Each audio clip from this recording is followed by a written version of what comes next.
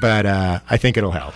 I saw your Arizona Illustrated interview, and you talked about because of your firm's work with helping businesses and defending businesses, and I'm sure you've incorporated quite a few helped incorporate a bunch of businesses. You have that kind of knowledge of what they need and try to help them. And of course, this is one of our main platforms on this show: is if you make your city a good environment for small business, it's good for everybody. Yep. The development services at the city of Tucson is legendary in weirdness. Okay, whether it's dabbling in from city council people and grain bureaucracy. First of all, in the last 10 years, in relation, because you've worked with all these different businesses, how would you rate development services from a 1 to 10 in helping Tucson businesses get open? Probably not as poor. Here's how I would rate it. Some people come and tell me, "Oh, they were great." Other people come and tell me, "Oh, this was terrible."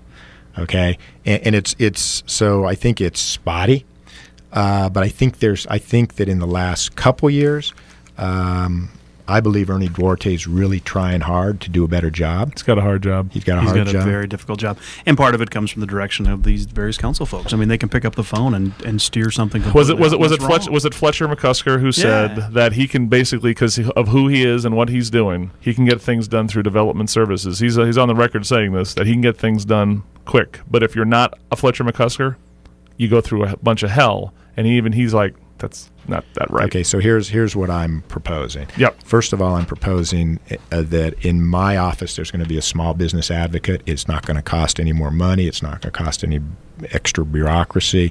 The mayor gets a certain budget. I have committed to this business community one position for that.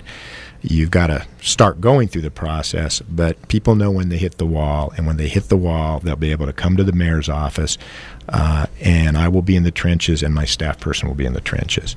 I have committed that at Planning and Development Services, we're going to do two things.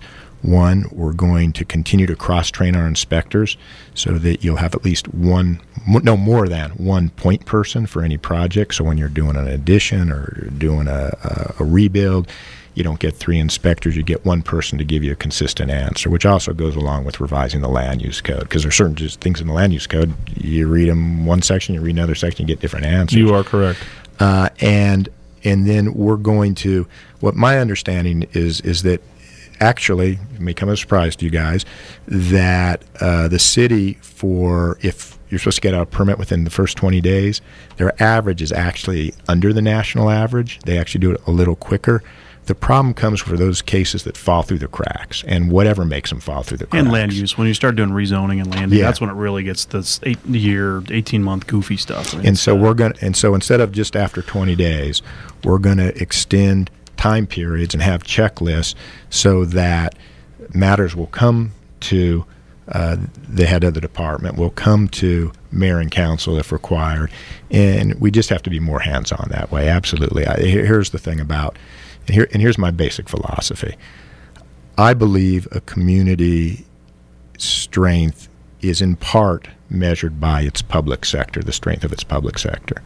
But you cannot have a strong public sector unless you've got a strong private sector, because it's the private sector, particularly in the city of Tucson, the sales tax revenue, that generates the funds so that you can have a strong public sector. Wait, let me write that down and get that straight. That sounds like new math. I think it's without a private sector, nobody works. Well, if you want to fill potholes, you got to have someone to pay into the tax system. That's the part that's so frustrating to us. Yeah. You know, when we hear these little guys that are trying to open a pizza store, or whatever, the guy with the ice cream guy, where they come out and said, "Oh, you need 2 bathrooms." So he builds the second bathroom after he's almost done, and then goes out of business because he doesn't have the money to open. Okay, but Joe, remember this, and this is another area. You know, when the 2 bathroom stories, that's the county. No, it's city inspector. Well, but the city inspector, but it has to do with the size of the building and the parking calculations. Well, if it's so big, you got to have 2. I mean, that's another whole issue. And it has to do with people that are inspecting things incorrectly. Now, the permit for the county, the hookup is the county. Yeah. But for this guy who's almost ready to open, I've heard it from another big place that has a big fast food. Week before the opening, you got to have another sink over here. Well, my gosh, it's been on the plans for 6 months, and we're building it. Now I got to put a sink in. You know how big of a deal that is? Yeah. It's just there's no realization of what this means to the real private sector. It's maybe a little notch on someone's checklist that's got to happen, but how do we work around it? It's cultural. Yeah. Hey, we do got to run to break. It's 7:48. 790-2040 is the number if you'd like to get in. We're with Jonathan Rothschild making his debut on the Wake Up Tucson show, talking about City of Tucson, what we got to do, what the vision for it is, and where to go next. Be right back after the break. Wake up, Tucson. It's your town. Get up and get involved. It's Wake Up Tucson with Joe Higgins and Christy Simone.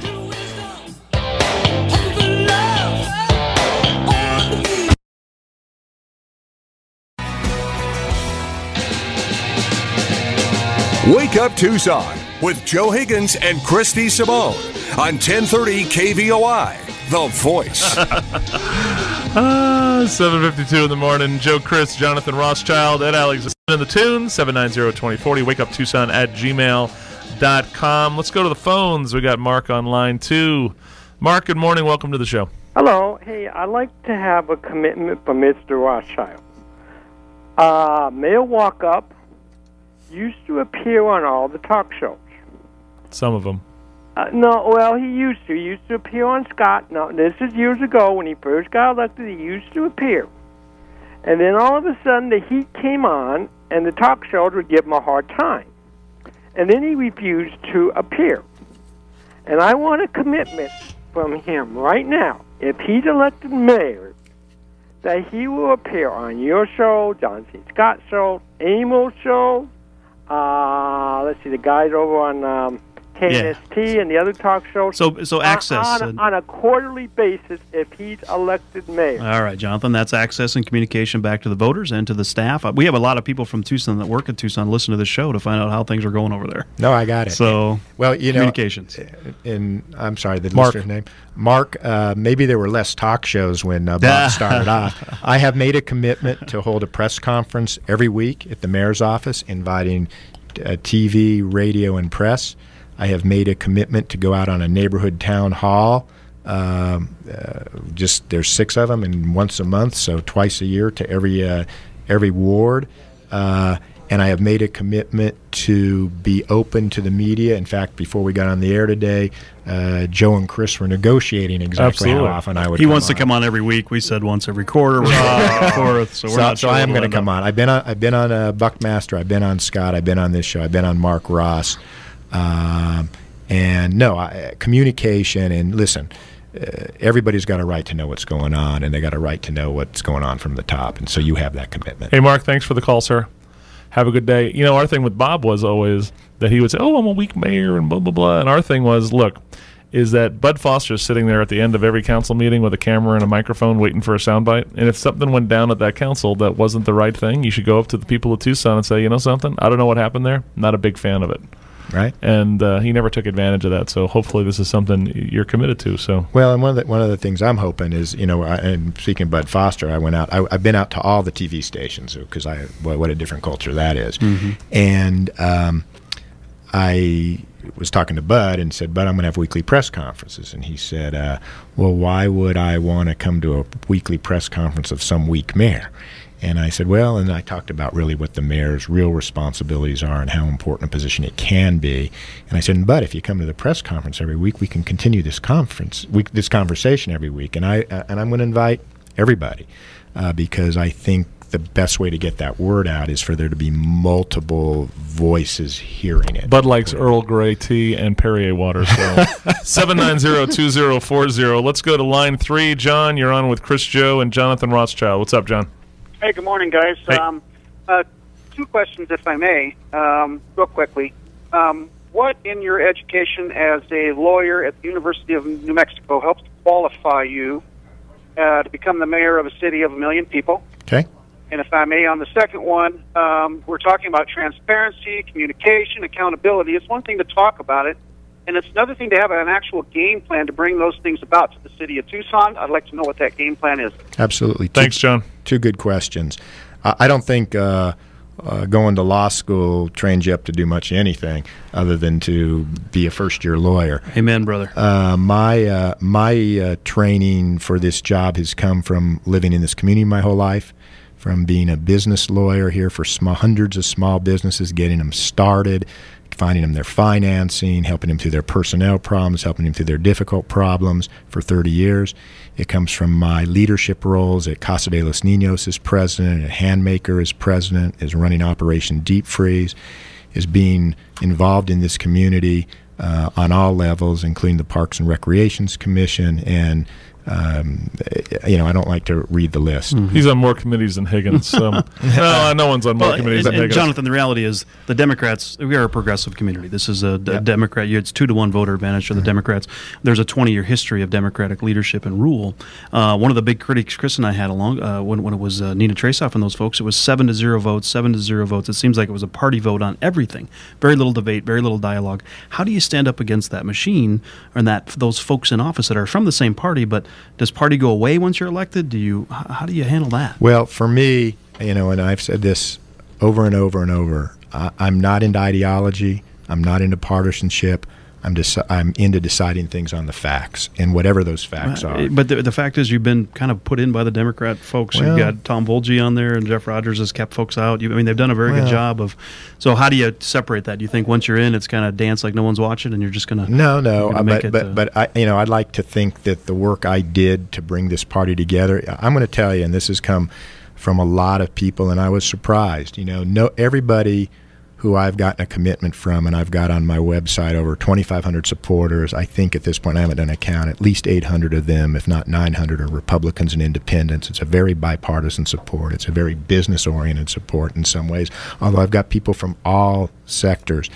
All people have said is, we want you to listen to us. We want you to tell us where you're at. After you tell us where you're at, we want you to listen to us again, to see if we can persuade you, and then we want you to make a decision. We want you to decide. Boy, do we need that right now? And that's what I'm going to do. I think your biggest challenge, Jonathan, is the fact that there are things, and this, that are broken on the basics of Tucson. That if they get fixed, we can turn around this place decently quickly. And what's going to happen is that you're going to have your challenge is going to be is convince your base that there are some things they just got to let go and let happen because it's the best thing for everybody, including them. And I think that's going to be your real key if you get there. Well, I didn't take this on because I thought it was going to be easy. Yep. Yeah. And I'm ready for the challenge. I'm ready to do. I want to be able to go to sleep every night thinking I did the right thing. Sure. And if I can do that, I'm going to be happy. I don't know if we have time to answer the transparency question. Yeah. But if you do go, again, the caller's name I forgot. I'm sorry. Mark. Mark. Mm-hmm. If you do go to our website, jonathanformayor.com, we have a 180-day plan on there. It talks about open and government initiative, which really talks about all the different ways that 20 seconds.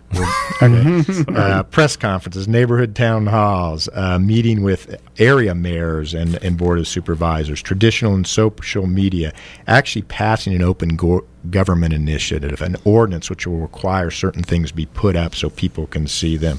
And technology upgrades. A lot of this has to be done with technology. Well, we got to do this again, Jonathan. So thanks for coming in. It was a blast. And we will do it very soon. And good luck to you and your family and everything that's going on. All right, thank you. Sorry we didn't get to the calls. WakeUpTucson.net. You go to iTunes. Hey, Steve Jobs did that. iTunes. You can listen to all of our crazy shows. Rest in peace. Wake up. 1030 KVOI, Cortero, Tucson, 930 KAPR Douglas, and 1240 KJAA Globe, the Voice Radio Network.